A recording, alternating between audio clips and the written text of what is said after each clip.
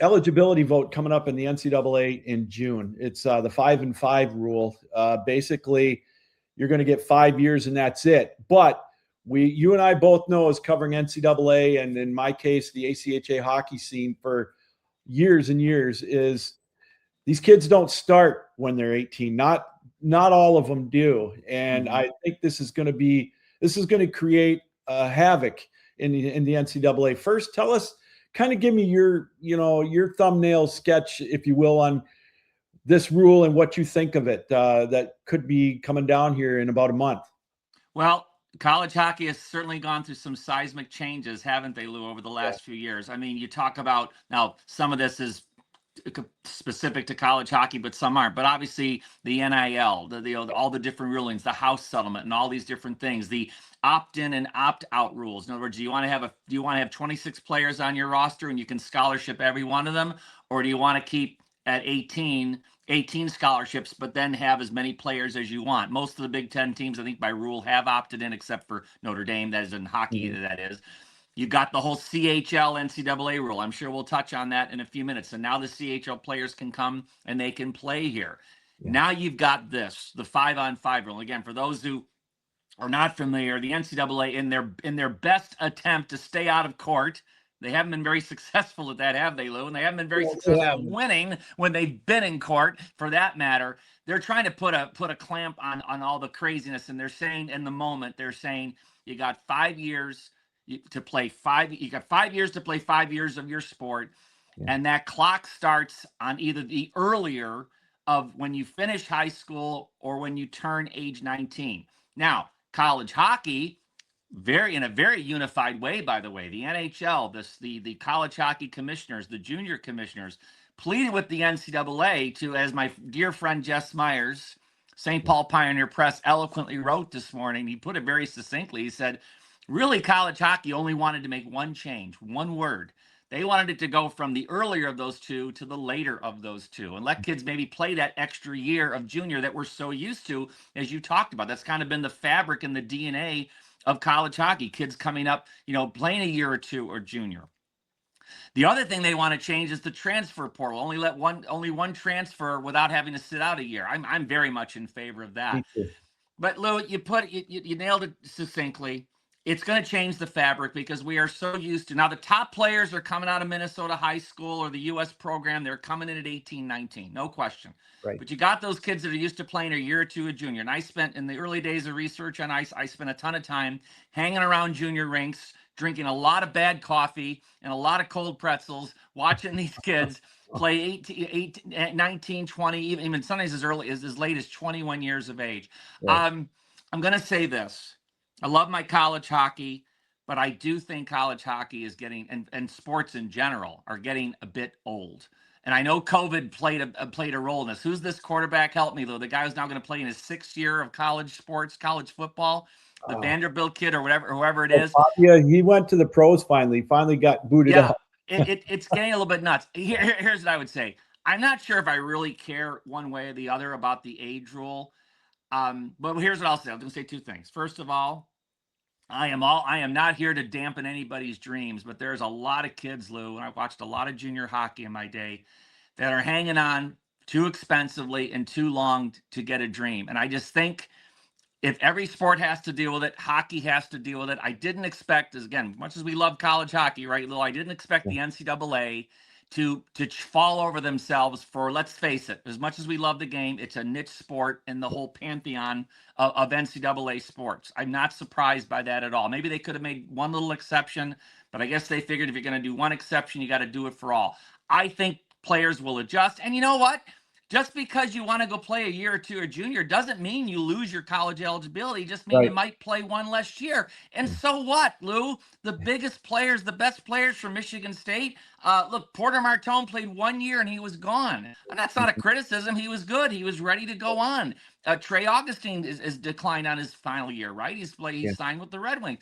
And Michigan, my gosh, Michigan is just like a total hamster wheel. They play for a year or two, and the top players are generally gone. So I think you'll just have to adjust to it. But if there's one thing I'm really in favor of is this transfer portal. Sorry for carrying on with this, Lou. No, this is great. But I tell you, this every year players transferring. This is just insane. I guarantee this is going to get challenged in the courts. But for the NCAA to at least say you're allowed one transfer without having to sit out a year, and anything after that, other than some selected circumstances, you got to sit out a year. I am all in favor of this. I think a lot of this, the NCAA falls on them. They didn't get ahead of this whole situation. They should have gotten ahead of it long ago as far as the money and all these different things. But I am totally fine with that one. We can debate the pros and cons of the 5-and-5 rule, but the transfer rule, I'm totally in favor of that. I'm 100% in favor of the transfer rule. The two things the one thing that I don't like about this, and I'm all about 5 years. That's plenty. I mean, totally fine. Get on with your life, for heaven's sake. Right. And my issue with this is they're going to want to implement this immediately. And I go back to the juniors, the kids that are already committed to juniors that are going to be 20 years old. All right. Right. I mean, they're going to automatically lose 1, potentially 2 years of eligibility. And I think there should be an addendum of some sort for these kids. It grandfathered in, if you will, that aren't already playing college hockey. If there is, I missed it. I just don't like that because, I don't know.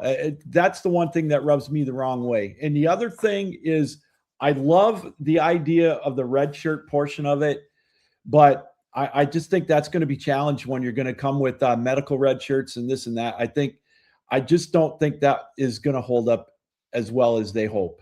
Yeah, I want to read something to you, Lou. As you were talking, I was referencing the great Mike McMahon, College Hockey News, and the podcast. Terrific. I mean, he knows, he is on the pulse of this, but he posted something today, basically saying that it looks like, and again, we still have to get to a final rule, but something about now what, let me just read something to you. Now what they have sent out today, this is Friday, of course, is that any player who does not enroll this season will be subject to the new rule. That completely contradicts what they said a week ago. I think a week ago they made some comment about if you're coming in this year, they'll do whatever is the more to their favor. In other words, it's either the old rule or the new rule. So the bottom line is the bobber is bobbing in the water. We don't know exactly where the fish is right now. It's kind of moving around a little bit.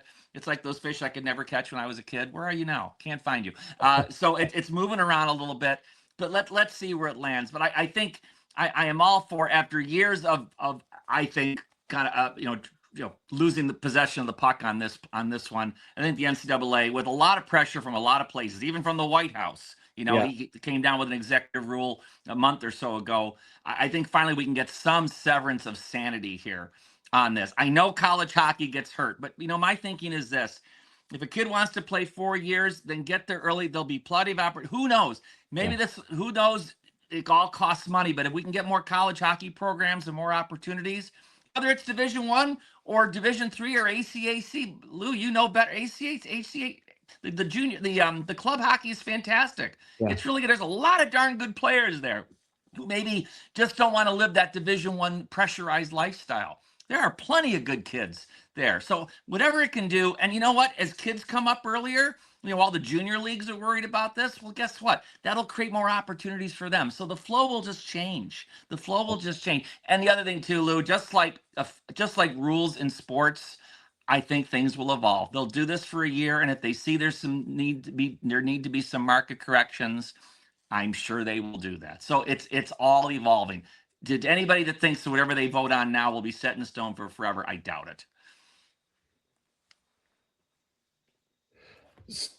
So let's touch on the CHL. Sure. The rulings on that real quick. I'm glad you brought that up earlier.